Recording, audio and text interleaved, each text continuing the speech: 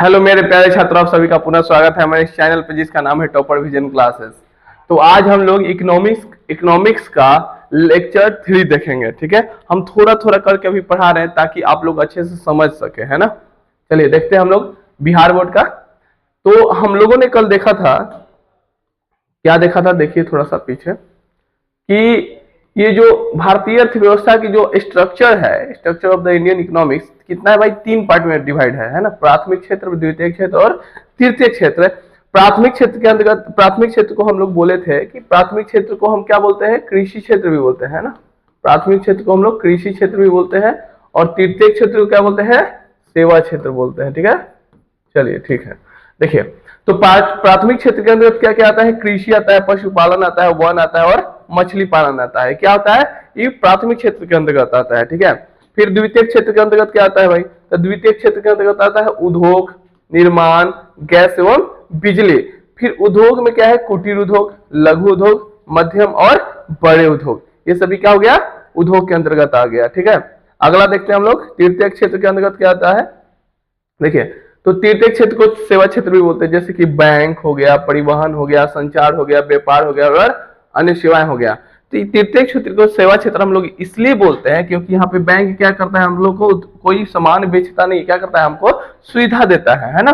फिर परिवहन हो गया, ये भी हमको क्या करता है, सुविधा देता है। संचार भी हो गया, सुविधा देता है। और व्यापार भी होकर क्या करता है, सेवा देता है हम लोग को। सुविधा नहीं मतलब सेवा देता है, ये सब क्या करता है, सेवा देता है। कोई सामान हम लोग को नहीं बेचता है। ठीक है, तो इतना इतना चीज हम लोग क्या किए थे, कल देख चुके थे। तो हम लोग आते हैं प्राथमिक क्षेत्र पर कि प्राथमिक क्षेत्र आखिर क्या होता है। चलिए, तो प्राथमिक क्षेत्र के अंतर्गत क्या क्या आता है समझिए। आज ट्राई करेंगे हम कि पूरा के पूरा इस चैप्टर को क्या करते हैं, हम खत्म कर दे। जितना देर का वीडियो लगे ना, देख लेते कितना पेज में है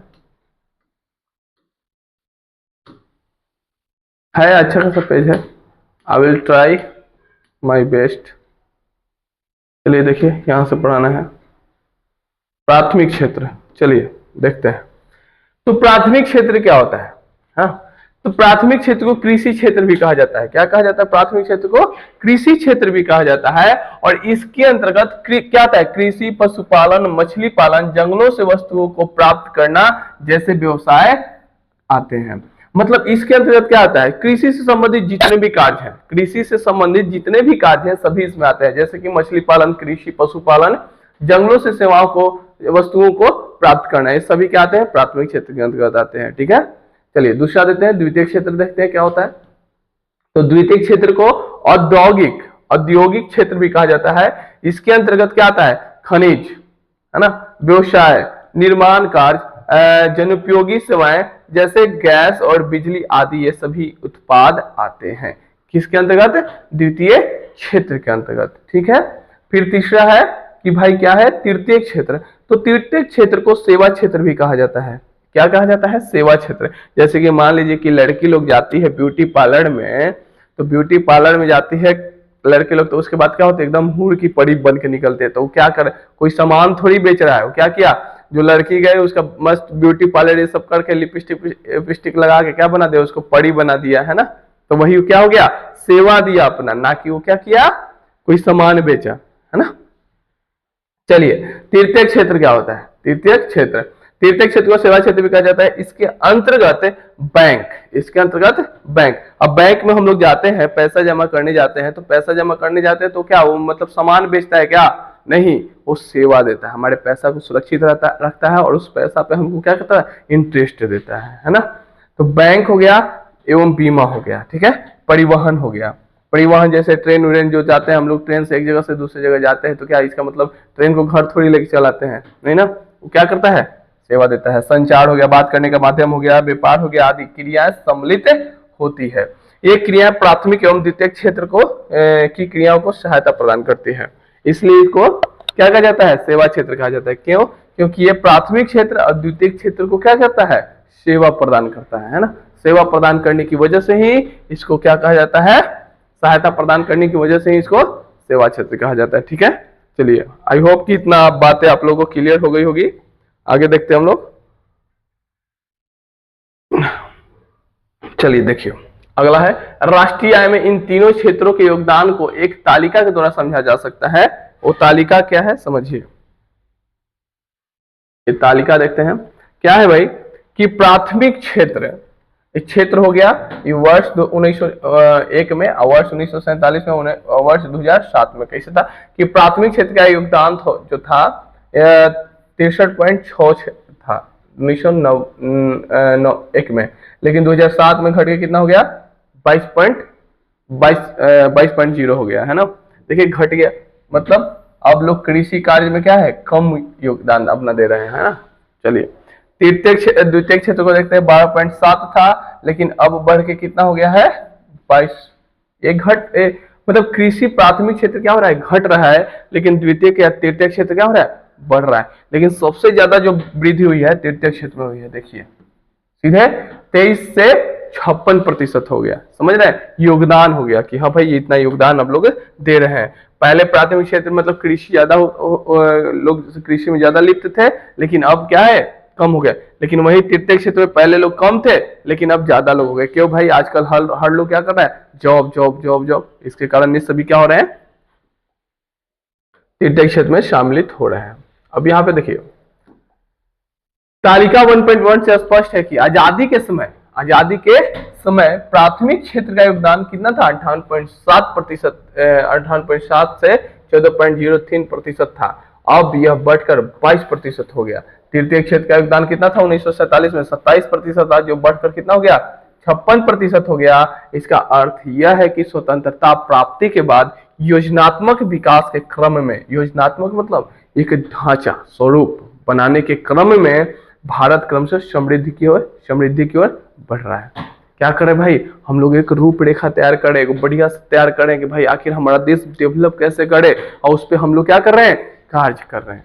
बस यही है कि थोड़ा पब्लिक का भी यहाँ पे सपोर्ट होना चाहिए। ऐसा नहीं कि गवर्नमेंट रूल बनाए और उसको हम लोग फॉलो ही नहीं करें, तो भाई उसका कोई फायदा ही नहीं हो पाएगा। हम लोग को भी उसमें शामिल होना पड़ेगा। ठीक है चलिए आगे देखते हैं। अर्थव्यवस्था के प्रकार, टाइप्स ऑफ इकोनॉमी क्या है भाई कि आज विश्व में निम्न 3 प्रकार की अर्थव्यवस्थाएं पाई जाती है। कितना 3 अर्थव्यवस्थाएं पाई जाती है। पहला क्या है पूंजीवादी अर्थव्यवस्था, पहला क्या है पूंजीवादी अर्थव्यवस्था, दूसरा है समाजवादी और तीसरा मिश्रित अर्थव्यवस्था। तो आप लोग से एक क्वेश्चन हम पूछ रहे हैं कि भारत में कौन सी अर्थव्यवस्था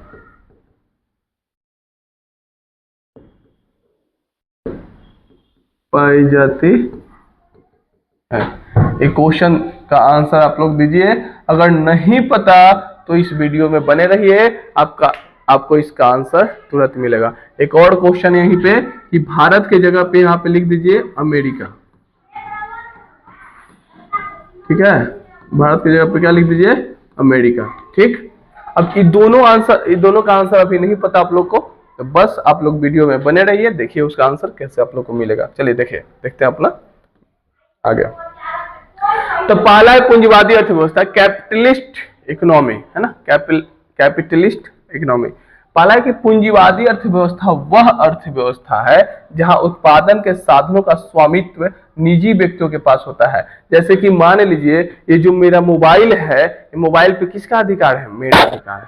क्यों भाई इस मोबाइल को हमने खरीदा था, तो निजी व्यक्तियों का हाथ है, मतलब किसी एक व्यक्ति का हाथ है ना। तो क्या हुआ भाई क्या अर्थव्यवस्था है जहां उत्पादन के साधनों का स्वामित्व किसका है, स्वामित्व मतलब अपनापनी मालिकाना हक किसके पास है निजी व्यक्तियों के पास हो, मतलब किसी एक व्यक्ति के पास हो जो इसका उपयोग अपने निजी लाभ के लिए करते हैं। जो इसका उपयोग किसके लिए करते हैं अपना निजी लाभ के लिए करते हैं, है ना। अब मान लीजिए कि कुछ भी चीज है जैसे बाइक है, हम अपना निजी लाभ के लिए करेंगे, हम दूसरों के लिए क्यों करें, मतलब दूसरों के लिए थोड़ी ना करेंगे। हम अपना चला कर कहीं जाना रहेगा तो अपना जाएंगे, है ना। दूसरा थोड़ी उसका उपयोग करेगा, उसका दूसरा उपयोग क्यों करेगा, वो मेरा है तो हम अपना यूज करेंगे, है ना। तो पूंजीवादी अर्थव्यवस्था का उदाहरण कौन है अमेरिका, जापान, ऑस्ट्रेलिया आदि। ये सभी देशों में क्या है देखिए यहाँ पे क्या है, इस सभी देशों में पूंजीवादी अर्थव्यवस्था पाई जाती है। तो यहाँ पे हम लोग का पहला आंसर मिला कि अमेरिका में कौन सी अर्थव्यवस्था पाई जाती है, तो कौन सी पूंजीवादी अर्थव्यवस्था पाई जाती है, क्योंकि यहाँ पे सभी लोग क्या करते हैं, ज्यादातर लोग यहाँ पे बिजनेस करते हैं, है ना। इस कारण से जो अमेरिका है पूंजीवादी देश में है, शामिल होता है। दूसरा है समाजवादी अर्थव्यवस्था, सोशलिस्ट इकोनॉमी। समाजवादी अर्थव्यवस्था वह अर्थव्यवस्था है जहां उत्पादन के साधनों का स्वामित्व एवं संचालन, संचालन मतलब कौन चलाता है, देश की सरकार के पास होता है, जिसका उपयोग सामाजिक कल्याण के लिए किया जाता है। जिसका उपयोग किसके लिए किया जाता है, सामाजिक कल्याण के लिए किया जाता है। जैसे चीन हो गया, क्यूबा हो गया आदि देशों में समाजवादी अर्थव्यवस्था है। समाजवादी मतलब समझ रहे हैं, समाज के लिए, है ना, क्या ऐसी बात है, समाज के लिए कल्याण, है ना, समाज का कल्याण करने के लिए इसका उपयोग होता है। जैसे कि विगत वर्षों में भूमंडलीकरण एवं उदारीकरण के कारण समाजवादी अर्थव्यवस्था का स्वरूप बदलने लगा है। भूमंडलीकरण और उदारीकरण के कारण समाजवादी अर्थव्यवस्था क्या हुआ है, स्वरूप बदलने लगा है। तो यहाँ पे 2 पॉइंट है, भूमंडलीकरण और उदारीकरण। तब तक इसका आंसर आप लोग बताइए, हम तब तक थोड़ा पानी पी लेते हैं।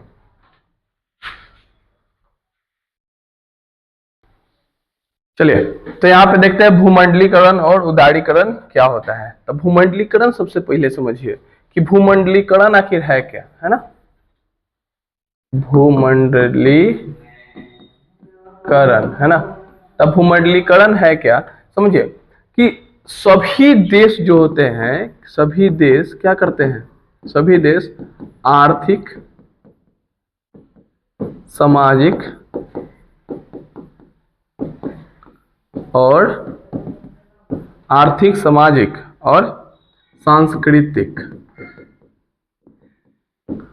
सांस्कृतिक रूप से एक देश को दूसरे देश के साथ जोड़ने की प्रक्रिया को भूमंडलीकरण कहते हैं, जिसका इंग्लिश होता है ग्लोबलाइजेशन, ठीक है। और उदारीकरण क्या होता है, उदारीकरण जो प्रक्रिया है वो ऐसी प्रक्रिया है जिसमें व्यापार में क्या करना है, ढील देना होता है, ताकि कोई भी आकर के हमारे देश में व्यापार को कर सकता है। उसमें कर जो होता है, टैक्स होता है, उसको क्या कर दिया जाता है, कम कर दिया जाता है ना। तो ये हो गया उदारीकरण, मतलब व्यापार को मुक्त करना, ढील देना। अब भूमंडलीकरण सांस्कृतिक, आर्थिक और सामाजिक स्तर से एक देश को दूसरे देश के साथ जोड़ने की प्रक्रिया को भूमंडलीकरण कहते हैं, ठीक है। चलिए आगे देखते हैं हम लोग। तो आई होप कि आप लोग समाजवादी अर्थव्यवस्था और पूंजीवादी अर्थव्यवस्था समझ गए होंगे। इसका एग्जाम्पल भी हम आप लोगों के सामने प्रस्तुत कर चुके हैं। तीसरा है मिश्रित अर्थव्यवस्था, मिक्स्ड इकोनॉमी। तो मिश्रित अर्थव्यवस्था पूंजीवादी तथा समाजवादी अर्थव्यवस्था का मिश्रण होता है।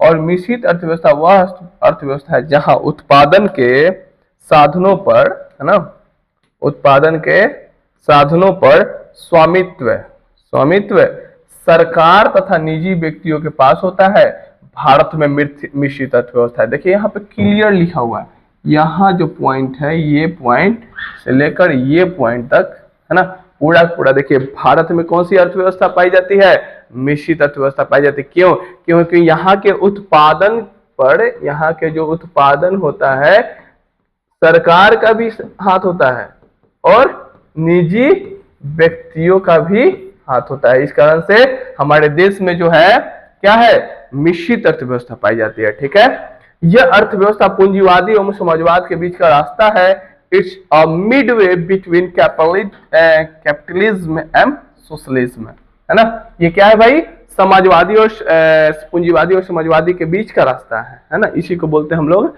क्या बोलते हैं, मिश्रित अर्थव्यवस्था, ठीक है। तो आई होप आप लोग को इतना समझ में आ गया होगा। आगे देखते हैं हम लोग। अगर आप लोग को वीडियो अच्छी लग रही हो, अच्छे समझ में आ रही हो वीडियो, तो आप लोग को क्या करना है, लाइक शेयर और सब्सक्राइब करते रहना है, ताकि हम लोग और अच्छे से वीडियो को बनाएं और डेली बनाते रहें, है ना। देखिए अभी तो कुछ हो नहीं रहा है हम लोग का, अभी तो आप लोग को बस देते जा रहे हैं हम लोग वीडियो। आप लोग सपोर्ट नहीं कीजिएगा तो भाई बढ़ेंगे कैसे हम लोग, सपोर्ट कीजिए भाई, करना कुछ है, बस शेयर कीजिए अपने दोस्तों के साथ, ताकि उनका भी विकास हो, हमारा भी विकास हो, है ना। सबका साथ सबका विकास, मोदी जी बोले हैं ना।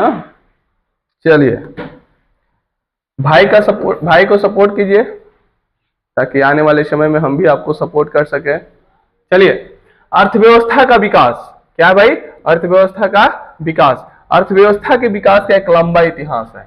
अर्थव्यवस्था के विकास का क्या है, एक लंबा इतिहास है। अर्थव्यवस्था का विकास एक पौधे के विकास की तरह होता है। मतलब एक पौधा देखते हैं कितना धीरे धीरे धीरे अब डेवलप होता है, इसी तरह से विकास एक दिन में नहीं होता है भाई, इसमें प्रक्रिया, इसका प्रक्रिया एक लंबा टाइम खींचता है ना। जिस तरह से एक पौधा का क्रमशः विकास होते जाता है और परिपक्वता की स्थिति में उसके फल, डाली आदि का उपयोग मानव हित में होता है, मानव के हित में होता है, मानव के लिए होता है। ठीक उसी तरह के एक अर्थव्यवस्था का आदिम काल से अब तक विकास हुआ है। अर्थव्यवस्था में हुए परिवर्तन को हम अर्थव्यवस्था के विकास की कहानी कह सकते हैं। अर्थव्यवस्था में जो परिवर्तन हुआ है हम क्या कह सकते हैं, अर्थव्यवस्था के विकास की कहानी कह सकते हैं। ठीक है, चलिए।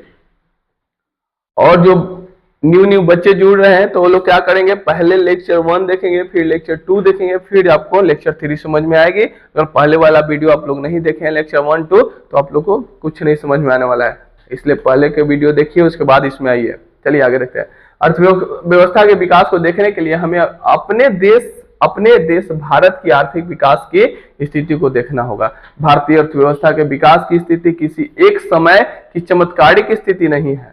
समझ देख रहे हैं कि भारतीय अर्थव्यवस्था के विकास की स्थिति किसी एक समय की चमत्कारिक स्थिति नहीं है। ऐसा नहीं कि भगवान बोले तथास्तु तो हम लोग डेवलप हो गए, पूरा रास्ता रोड बन गया, हम लोग सोना चांदी के एकदम कपड़ा उपड़ा पहनने लगे, नहीं, है ना। एक दिन का चमत्कारिक स्थिति नहीं है, इसका एक अपना इतिहास है, लंबा इतिहास है। अर्थव्यवस्था के विकास के लिए हम निम्नलिखित 2 स्थितियों की विवेचना करेंगे जो दोनों ही पारस्परिक सहयोगी क्रियाएं हैं। पहला है आर्थिक विकास तथा मौद्रिक विकास। ठीक है, अर्थव्यवस्था के विकास के लिए हम निम्नलिखित 2 स्थितियों को देखेंगे। अर्थव्यवस्था का जो विकास हुआ था उसमें 2 स्थिति क्या है, महत्वपूर्ण है। पहला है आर्थिक विकास और दूसरा क्या है, मौद्रिक विकास। ठीक है, तो आइए देखते हैं आगे हम लोग। देखिए पहला है कि आर्थिक विकास क्या है। ठीक है, चलिए समझते हैं हम लोग कि आर्थिक विकास क्या है।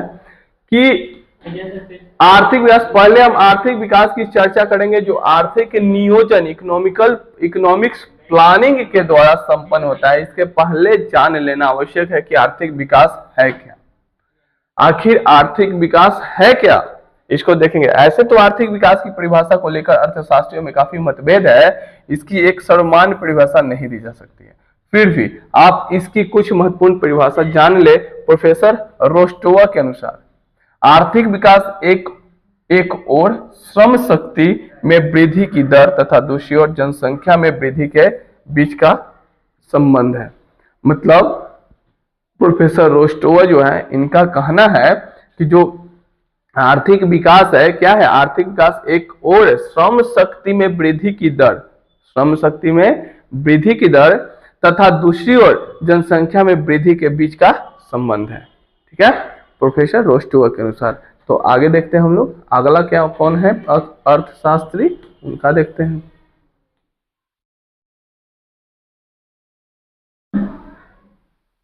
चलिए अगला है समावेशी विकास, इंक्लूसिव ग्रोथ। आर्थिक विकास की जिस पद्धति या प्रक्रिया से समाज के सभी वर्गों का जीवन स्तर ऊंचा होता जाए तथा समाज का कोई भी वर्ग विकास के लाभ से अछूता नहीं रहे, तो ऐसे ही विकास की क्रिया को समावेशी विकास कहते हैं, इंक्लूसिव ग्रोथ कहते हैं। तो समावेशी विकास समझिए, याद कर लीजिए आप लोग कि समावेशी विकास किसे कहते हैं।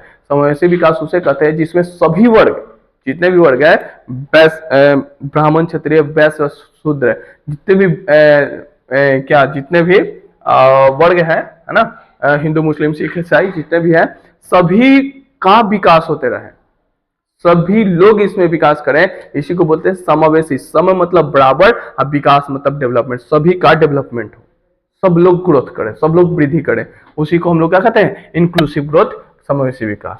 ठीक है, देखिए प्रोफेसर मेयर और बाल्डविन के अनुसार ऐसा आर्थिक विकास क्या होता है, हम लोग पढ़ रहे हैं आर्थिक विकास, है ना।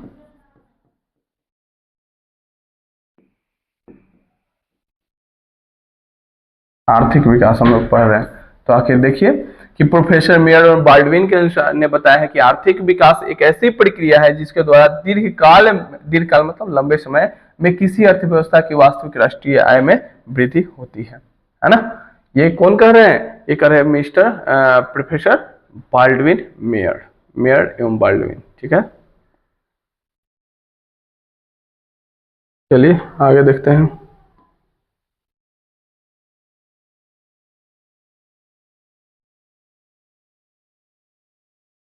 अतः स्पष्ट है कि आर्थिक विकास आवश्यक रूप से परिवर्तन की प्रक्रिया है। क्या है भाई? स्पष्ट है कि आर्थिक विकास आवश्यक रूप से परिवर्तन की प्रक्रिया है। इसमें क्या हो रहा है? परिवर्तन हो रहा है। इससे अर्थव्यवस्था के ढांचे में परिवर्तन होते हैं। इससे अर्थव्यवस्था के क्या होता है? ढांचे में परिवर्तन है। इसके चलते प्रति व्यक्ति आय बदलते जाती है। इसके चलते क्या होता है? प्रति व्यक्ति आय में बदलाव होता है तथा आर्थिक विकास के निर्धारक नियंत्रण बदलते रहते हैं। आर्थिक विकास के निर्धारक निरंतर बदलते रहते हैं। निर्धारक जो होता है हमेशा क्या होता है? बदलते रहता है। तो आर्थिक विकास का मुख्य उद्देश्य अर्थव्यवस्था के समस्त क्षेत्रों में उत्पादकता का ऊंचा स्तर प्राप्त करना होता है। इसके लिए विकास प्रक्रिया को गतिशील करना पड़ता है। विकास की जो प्रक्रिया उसको क्या करना पड़ेगा? जितना ज्यादा हम लोग गति तेज करेंगे उतनी ज्यादा क्या होगा? आर्थिक विकास में तेजी आएगी, है ना, और हम लोग डेवलपमेंट से डेवलप्ड हो जाएंगे। ठीक है, चलिए आगे देखते हैं। अगला क्या है कि आर्थिक विकास को जान लेने के बाद अब आप ज्ञान ले कि आर्थिक विकास, आर्थिक वृद्धि तथा आर्थिक प्रगति में क्या अंतर है। आर्थिक विकास, आर्थिक वृद्धि और आर्थिक प्रगति में क्या अंतर है, समझिए। तो सामान्यतः आर्थिक विकास लेते हैं इकोनॉमिक्स डेवलपमेंट तथा आर्थिक वृद्धि इकोनॉमिक्स ग्रोथ में कोई अंतर नहीं माना जाता है। दोनों शब्दों को एक दूसरे के स्थान पर प्रयोग किया जाता है, लेकिन इधर अर्थशास्त्रियों द्वारा इन दोनों के बीच अंतर किया जाने लगा है। कोची में आर्थिक विकास और आर्थिक वृद्धि में अंतर किया जाने लगा है। जैसे कि समझिए कैसे। श्रीमती उर्सुला हिक्स के अनुसार वृद्धि शब्द का प्रयोग आर्थिक दृष्टि से विकसित देशों के संबंध में किया जाता है। समझे बात? वृद्धि जो होता है, वृद्धि शब्द का प्रयोग आर्थिक दृष्टि से, अगर आर्थिक दृष्टि से देखा जाए तो वृद्धि शब्द का प्रयोग किसके लिए किया जाता है? वो विकसित देशों के लिए किया जाता है। किसके लिए किया जाता है? विकसित देशों के लिए के संबंध में किया जाता है। जबकि विकास डेवलपमेंट शब्द का प्रयोग विकासशील अर्थव्यवस्था के संदर्भ में किया जाता है। तो विकसित कौन देश है भाई? अमेरिका जो क्या है? विकसित देश है ना। और हमारा देश जो है अभी क्या कर रहा है? विकासशील कर रहा है। ठीक है,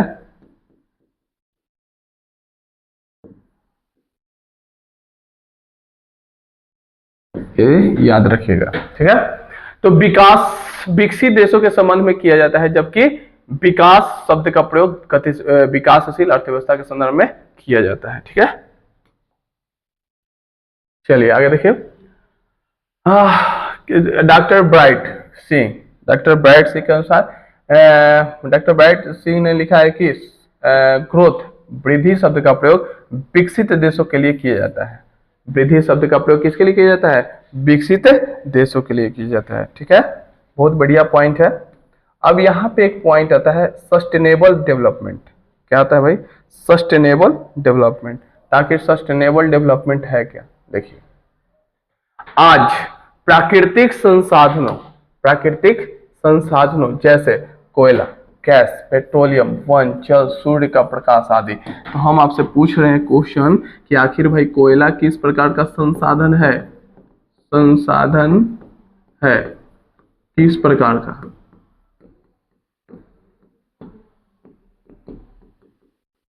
आखिर कोयला जो है किस प्रकार का संसाधन है? कमेंट कीजिए, है ना, कि कोयला किस प्रकार का संसाधन है। तो आज प्राकृतिक संसाधनों जैसे कोयला, गैस, पेट्रोलियम, वन, जल, सूर्य का प्रकाश आदि का इसी तरह प्रयोग होता रहा तो भावी पीढ़ी को इन प्राकृतिक संसाधनों से वंचित होना पड़ेगा। समझ लीजिए भाई, भावी मतलब क्या हो गया? जो हम लोग के बाल बच्चे होंगे, जो आने वाले जो पीढ़ी होंगे, उनके लिए सभी जो संसाधन होंगे क्या हो जाएंगे? खत्म हो जाएंगे, है ना। पहले हम लोग क्या करते थे? देखिए, हम लोग ही पहले क्या करते थे? पिट्टो खेलते थे, है ना। कैसे कैसे गेम खेलते थे। आजकल के बच्चे क्या कर रहे हैं? फ्री फायर खेल रहे हैं, पबजी खेल रहे हैं, है ना। और क्रिकेट भी खेलना रहता है तो क्या करते हैं भाई? ऑनलाइन ही खेल लेते हैं, मोबाइल पे देख लेते हैं। लेकिन हम लोग क्या करते थे? पिट्टो खेलते थे, है ना। क्रिकेट खेलते थे जाकर के गली नुक्कड़ में, समझ रहे हैं। किसी के घर में चल जाता था बॉल, किसी का कांच फूट गया, किसी का कुछ हो गया, हम लोग इसके लिए पापा लोग से पिटाते रहते थे, है ना। आजकल के बच्चे उतना वो सब देखे ही नहीं। वो सब क्या करते हैं भाई? मोबाइल यूज किए, मोबाइल से अपना काम कर रहे हैं, सब कुछ, है ना। तो यही बात है कि कोयला, गैस, पेट्रोलियम, वन, जो भी चीज है सभी, अगर ऐसी तरह से उपयोग होता रहा, मिसयूज होता रहा उसका, तो आने वाली पीढ़ी के लिए प्राकृतिक संसाधनों से क्या हो जाएगा, लोग वंचित हो जाएगा, है ना। यही नहीं, वर्तमान उत्पादन तकनीक ने पर्यावरण प्रदूषण की गंभीर समस्या को जन्म दिया है। जो वर्तमान तकनीक है, जो हम लोग तकनीक यूज करते हैं, जैसे फ्रिज हो गया, एसी हो गया, कूलर हो गया, जो भी चीज हम लोग ये सब यूज करते हैं, ये सभी क्या करते हैं, पर्यावरण प्रदूषण करते हैं। जैसे कि पहले गाड़ी नहीं हुआ करती थी, पहले पेट्रोल या डीजल की गाड़ी नहीं हुआ करती थी, पहले क्या था भाई, पहले था साइकिल, बैलगाड़ी, है ना, घोड़ा गाड़ी, टमटम जिसको हम लोग बोलते हैं। तो ये सभी था, ये सभी की जगह पे आज क्या आ गया, आज आ गया 4 व्हीलर, जिसमें बहुत ज्यादा गैस निकलता है। आजकल तो उसमें एसी चलता है, उसके जस्ट बगल में खड़ा रहेगा तो लगता है मुंह झुकड़ गया, है कि नहीं। तो ये सभी क्या करें, पर्यावरण प्रदूषण की गंभीर समस्या को जन्म दे रहे हैं। लेकिन उत्पादन क्रिया जल, वायु, भूमि को प्रदूषित कर रही है, जो आज एक चिंता का विषय है। इन सब समस्याओं के कारण विकास की वर्तमान पद्धति तथा प्रक्रिया को जारी रखना उचित नहीं कहा जा सकता है। इन सब समस्याओं के कारण विकास की वर्तमान पद्धति तथा प्रक्रिया को जारी रखना उचित नहीं कहा जा सकता है। इसके विकल्प के रूप में सतत विकास या पोषणीय विकास की अवधारणा का जन्म हुआ है। इसके विकल्प में सतत विकास या पोषणीय विकास की अवधारणा का क्या हुआ है, जन्म हुआ है। सतत विकास का शाब्दिक अर्थ है ऐसा विकास जो जारी रह सके, टिकाऊ बना रह जा सके। सतत विकास में न केवल वर्तमान पीढ़ी बल्कि भावी पीढ़ी के विकास को भी ध्यान में रखा जाता है। उसे ही हम लोग क्या कहते हैं, सतत विकास कहते हैं। ठीक है, तो आगे देखिए हम लोग सतत विकास आखिर होता क्या है, बढ़िया समझिए। अपने शब्दों में देखते हैं कि देखिए आजकल जो भी संसाधन है, प्राकृतिक में जो भी संसाधन पाया जाता है, वो सभी क्या है, हम लोग को प्राकृतिक ने फ्री में दिया है, लेकिन हम लोग क्या कर रहे हैं, उसका मिसयूज कर रहे हैं, है ना। उसका हम लोग बहुत ज्यादा मिसयूज कर रहे हैं। जैसे देखिए कि 400 एकड़ ये जंगल को काट दिया गया, जिसके कारण ग्लोबलाइजेशन बढ़ेगा, सॉरी, जिसके कारण क्या होगा, प्रदूषण बढ़ेगा, बहुत ज्यादा प्रदूषण बढ़ेगा। बारिश वर्षा तो वैसे भी नहीं हो रही है आजकल, है ना, अकाल पड़ जाएगा। तो ऐसा ऐसा सिचुएशन नहीं होना चाहिए जिसकी वजह से भाई हम लोग को नुकसान हो, है ना। तो सतत विकास होता क्या है, तो सतत विकास एक ऐसा विकास है जो क्या कहो, बना रह सके, टिकाऊ रह सके, और इसमें सिर्फ वर्तमान पीढ़ी का पर ध्यान नहीं दिया जाता है बल्कि भावी पीढ़ी पर भी ध्यान दिया जाता है। इसी को हम लोग सतत विकास कहते हैं। मतलब ऐसा विकास जो हमेशा बना रहे, उसी को हम लोग सतत विकास कहते हैं। ठीक है, चलिए आगे देखते हैं। चलिए, ब्रूडलैंड आयोग ने सतत विकास के बारे में बताया है कि विकास की वह प्रक्रिया जिसमें वर्तमान की आवश्यकताएं बिना भावी पीढ़ी की क्षमता, योग्यता से समझौता किए पूरी की जाती है। देखिए कितना बढ़िया पॉइंट है कि ब्रूडलैंड आयोग के अनुसार सतत विकास की जो अवधारणा दिया गया है, उसके अनुसार बताया गया है कि विकास की वह प्रक्रिया है जिसमें वर्तमान की आवश्यकताएं पूरी हो, लेकिन बिना भावी पीढ़ी की क्षमता युक्ता के समझौता किए बिना। मतलब ऐसा नहीं कि जो आने वाले हमारे ये हैं भावी पीढ़ी है, उनका पूरा का पूरा संसाधन उस सबका उपयोग हम ही लोग कर लें, तो उनके लिए कुछ बचेगा ही नहीं, है ना। तो उनके साथ कोई समझौता नहीं होना चाहिए, उनके लिए भी समान बचना चाहिए, जो हम लोग आज अपने बहुत बढ़िया से यूज कर रहे हैं। ठीक है, चलिए। इसी तरह मेडिसन नामक एक अर्थशास्त्री ने बताया कि धनी देशों में आय का बढ़ता हुआ स्तर आर्थिक वृद्धि का सूचक होता है, जबकि निर्धन देशों में आय का बढ़ता हुआ स्तर आर्थिक विकास का सूचक होता है। देख रहे हैं, मेडिसन ने बोले हैं कि धनी देशों में आय का बढ़ता हुआ स्तर क्या होता है, आर्थिक वृद्धि होता है, का सूचक होता है। क्यों आर्थिक वृद्धि का, क्यों धनी देशों में, क्योंकि भाई देखिए वे लोग क्या करेंगे, डेवलपमेंट करेंगे। जैसे कि मान लीजिए कि हम ही हैं, अमीर हैं, हम फिर भी पैसा कमा रहे हैं, तो हम अपने वृद्धि पर काम करेंगे, ना कि विकास पर काम करेंगे। हम अपने वृद्धि करेंगे, मतलब एक बिल्डिंग था, हम एक और बिल्डिंग खरीदेंगे, एक और बिल्डिंग करेंगे। लेकिन जो वृद्धि, जैसे कि यहाँ पे क्या बोला जा रहा है कि जैसे कि निर्धन देशों में आय का बढ़ता हुआ स्तर आर्थिक विकास का सूचक है। आर्थिक विकास कैसे, कि मान लीजिए कि हम गरीब हैं, तो हमको जॉब लग गया, तो हम सबसे पहले क्या करेंगे, अपना घर बनाएंगे, है ना। तो हम क्या करेंगे, अपना घर बनाएंगे, उसमें टाइल्स वगैरह ये सभी करेंगे, है ना। तो ये क्या हो गया, आर्थिक विकास हो गया। लेकिन आर्थिक वृद्धि वृद्धि करने का मतलब क्या हो गया कि एक बिल्डिंग था मेरे पास, एक और बिल्डिंग खड़ा कर दिए, एक और बिल्डिंग खड़ा कर दिए, तो ये क्या हो गया, ये आर्थिक वृद्धि हो गया, ये वृद्धि हो रहा है। लेकिन आर्थिक विकास क्या हो रहा है भाई कि हम उसी चीज में जो मेरे पास झोपड़ी था वहां पे घर बना दिए, ये आर्थिक विकास हुआ। ठीक है, तो आर्थिक विकास और आर्थिक वृद्धि में यही अंतर है, आप लोग दिमाग में अपना हटा लें। चलिए आगे देखिए।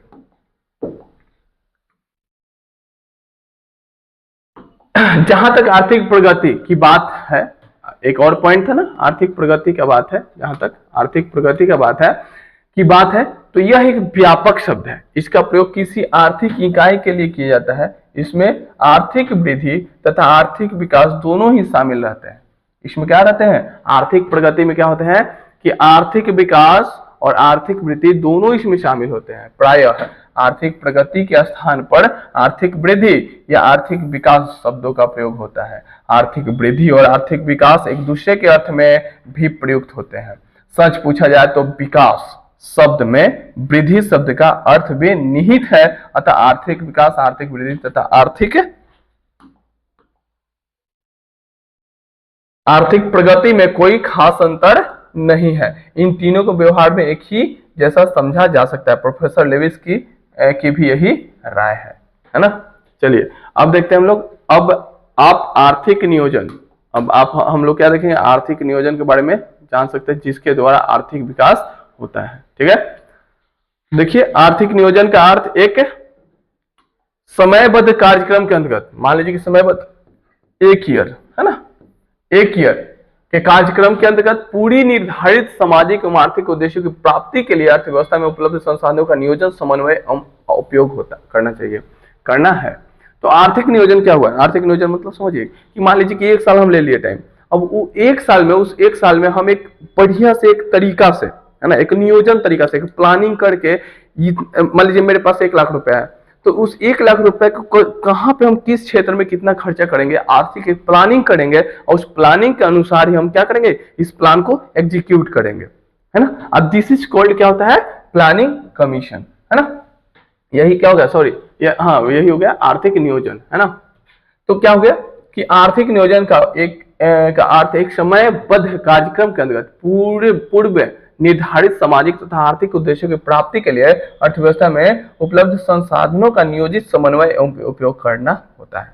भारत में एक नियोजन आयोजना आयोग प्लानिंग कमीशन है जो आने वाले 5 वर्षों के लिए आर्थिक विकास का योजना बनाता है, जिसको हम लोग कहते हैं 5 ईयर प्लान, 5 ईयर प्लान, है ना।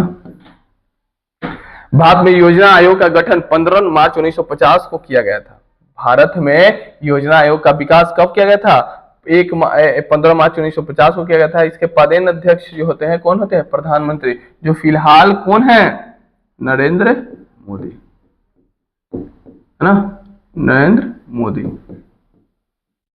ठीक है, योजना आयोग के प्रथम अध्यक्ष तत्कालिक प्रधानमंत्री जवाहरलाल नेहरू थे और अभी वर्तमान में भारत के योजना आयोग के अध्यक्ष प्रधानमंत्री अभी तो फिलहाल मतलब उस टाइम की बोला जा रहा है ना, जब बुक छपी थी डॉक्टर मनमोहन सिंह, लेकिन फिलहाल में कौन है, हमारे प्रधानमंत्री माननीय नरेंद्र मोदी जी है ना।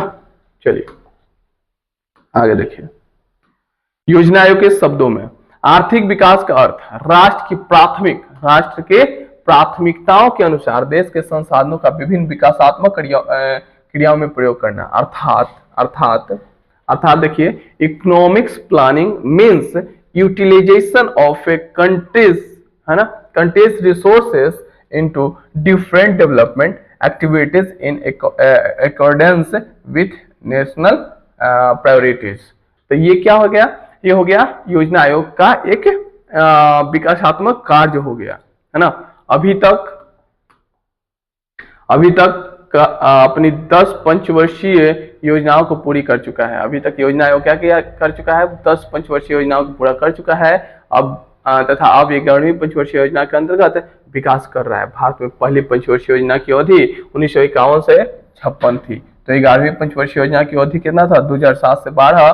भारत में आर्थिक विकास का श्रेय नियोजन को दिया जा सकता है। भारत में नियोजन के मुख्य उद्देश्य है आर्थिक विकास की दर को बढ़ाना, कृषि और उद्योग को बढ़ाना, है ना। आर्थिक नियोजन का अर्थ क्या होता है? देखिए, राष्ट्र की प्राथमिकताओं के अनुसार, राष्ट्र का जो प्राथमिकता है, जो उसको मेन चाहिए के अनुसार संसाधनों का विभिन्न विकासात्मक क्रियाओं में प्रयोग करना, है ना। जहां जहां विकास हो सके वहां वहां इसका क्या करना, प्रयोग करना ही क्या कहलाता है? आर्थिक नियोजन कहलाता है। आधुनिकीकरण करना, आत्मनिर्भरता को प्राप्त करना तथा सामाजिक न्याय को बढ़ावा देना भारत में नियोजन को एक तालिका द्वारा 1.2 द्वारा समझा जा सकता है। अब भारत में योजना आयोग का गठन 15 मार्च 1950 को हुआ था। योजना आयोग के पदेन अध्यक्ष कौन होते हैं? एक्स ऑफिशियो भारत के प्रधानमंत्री होते हैं। सामान्यतः काम काज एक उपाध्यक्ष को देख रेख में होता है, जिसकी सहायता के लिए आयोग के 8 सदस्य होते हैं। ठीक है, तो अगला पॉइंट जो हम लोग पढ़ेंगे, देखिए, पहली पंचवर्षीय योजना कब हुआ था? 1951 से 1956 तक, है ना। 1951 से 1956। दूसरी पंचवर्षीय योजना कब बना? 1956 से 1961। देखिए, 5 साल के लिए बनता है पंचवर्षीय योजना, मतलब 5 साल के लिए बनता है। 7वीं पंचवर्षीय योजना 1985 से 90। 10वीं पंचवर्षीय योजना 2012 से 7। 11वीं पंचवर्षीय योजना 2007 से 12 तक था। ठीक है, तो यहाँ पे देखिए कुछ गैप है, इसमें और इसमें कुछ गैप है। तो आखिर आप लोग कमेंट कीजिए कि ये जो 61 से एक बार 85 चला गया, तो इस आखिर ये जो भी साल बचा, आखिर इस साल में हुआ क्या? पंचवर्षीय योजना क्यों नहीं आया? ये आप लोग कमेंट करके बताइए। थोड़ा सा सर्च कीजिए, बुक वगैरह पढ़िए, तब पता चलेगा। ठीक है, तो राष्ट्रीय विकास परिषद, है ना, इसको हम लोग कल पढ़ेंगे। और पहला हम लोग आर्थिक विकास पढ़ लिए, दूसरा पढ़ेंगे मौद्रिक विकास। तो इसको हम लोग अगले क्लास में पढ़ेंगे। तब तक के लिए जय हिंद, जय भारत। आप लोग ऐसे ही क्लास करते रहिए। लेक्चर 3 था, अगला लेक्चर 4 आएगा। ठीक है, और उसके जब पूरा वीडियो खत्म हो जाएगी, चैप्टर 1 खत्म हो जाएगा, तो उसका हम आप लोग को नोट्स प्रोवाइड करवा देंगे और क्वेश्चन आंसर प्रोवाइड करवा देंगे। तब तक आप लोग इसी तरह से हंसते रहिए, खेलते रहिए। जय हिंद।